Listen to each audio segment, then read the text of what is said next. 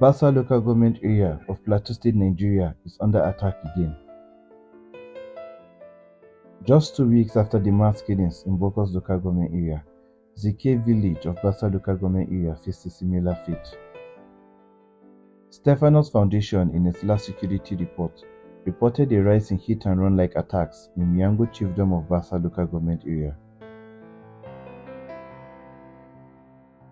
We reported 16 killings in the 2 weeks before Sunday, 13th April 2025.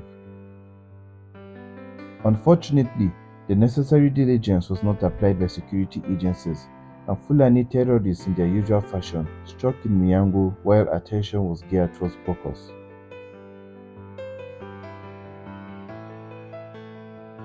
Stefanos Foundation carried out an investigative research on 5 local government areas of the northern senatorial zone of Plateau State in December 2024. Our findings show that 136 communities in those 5 local government areas have suffered from the Muslim Fulani herdsmen militia. 79 of the communities have been completely deserted, 33 are overrun and occupied by the Fulanis, 21 are partially deserted, and only 3 are still having the locals living mixed with the Fulanis. From our December 2024 research, 10 communities in Bassa that have been attacked were studied. Unlike in other local government areas, none of the communities studied have been overtaken and settled in by Fulani. 5 are completely deserted and 5 are partially deserted. Today, other communities are still coming under attack. Zikke, where 51 people were killed on one night, being the most recent. Stefanos Foundation interviewed a native from Miango on the situation. I'm going to speak on the happenings in our community, the attacks that started 15th January. 15th January, 2 of our people were killed in the farm, many were injured. And since then, it kept happening almost on a daily basis. They kept killing our people. It's either they kill 1 today, kill 2 today. No, a lot of isolated killings were going on. Until on Saturday last week, I think it was on the 12th of this month, there was an attack in a village called Zikke. The father and 2 of his sons were killed.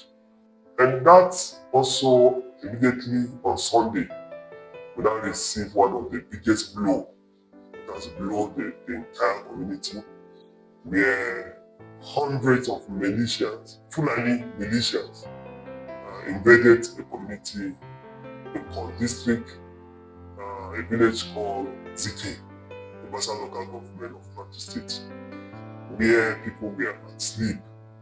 They invaded our community and killed 52 people, and so many others are lying in the hospital. So it is quite unfortunate that we are still experiencing this kind of wickedness, wicked act in our community. Well, on Sunday, this particular one that happens on Sunday, we received an early warning. We informed the security.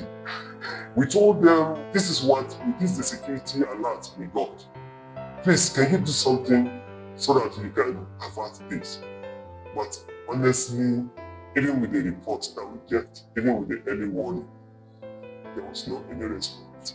In fact, based on the eyewitness that we had, we have a security checkpoint there. The security came on bike. It's just like they were doing patrol. They passed. It was after when they left that these attackers now came in. And they kept calling. We called them again to come back. They were, in fact, when we were coming back, there was this kind of telling our own people as if they should go back, thinking they are going to do something.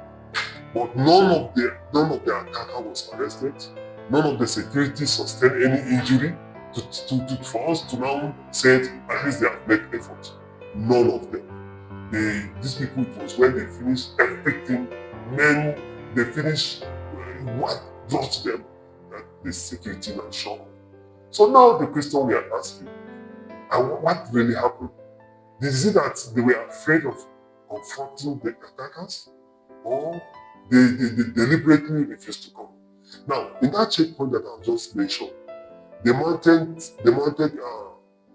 a drone. Now each time you see their drone going, if you are in your farm, you see the drone going around. And we thought that effort, that initiative is something that is going to help us. But let me tell you something, sir, that the day that this attack was going on, their drone could not even reach where the attackers is. Their drone was busy within where our people were trying to hide. So the question you ask is that drone mainly for our own people, for the surveillance of our own people, to see our people, or the drone is meant for people that comes to attack? Because by now, we thought maybe they will come out with clips to show us that this is what we are able to get out of the surveillance they did. Well, I think we should demand for that. We are demanding they should bring the clips of those attackers, how those attackers moved, let's see whether we will be able to capture some of their faces. Because the drone is not meant for the innocent person. The drone is meant for the person who comes to kill. So they should give us those clips so that we'll be able to see and know those who came to attack us. But we know them because they were speaking Fulani. Our people spot them, the survivor spotted them, they had them, and they see some of them.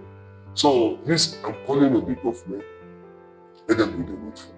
We cannot continue every day killing our people, and we come, nobody is arrested, nobody is, the only thing they tell us, they will bring the perpetrators into book. And I don't know whether their book is not yet full.